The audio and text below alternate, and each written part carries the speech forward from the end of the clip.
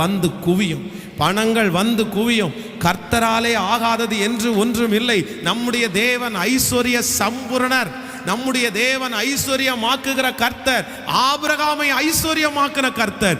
உங்க கையை ஆசீர்வதித்து வெறுமையா இருக்கிற கையை நிரப்பி அந்த ஒன்றும் இல்லாத கையை கர்த்தர் ஆசீர்வதித்து பெருக பண்ணி பலுக பண்ணி உங்க கையை ஆசைப்பட்ட நீங்க ஆசைப்பட்டதை உங்க கை வாங்குறதற்கு ஆண்டவர் உதவி செய்கிறார். ஹல்லேலூயா. நீங்க பணத்திற்காக ஆசைப்பட்டு எல்லாம் போக வேண்டாம். பணம் கொடுங்க ஆண்டவரே, பணம் கொடுங்க ஆண்டவரேன்னு கேட்க வேண்டாம். கர்த்தரை நீங்க தேடினா போதும்.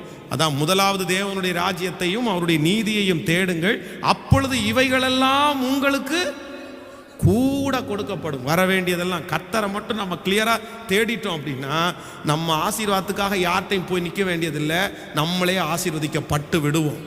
ஆமேன் சொல்லுங்கள். அது கர்த்தருக்கு லேசான காரியம். எத்தனையோ பரிசுத்தவான்கள்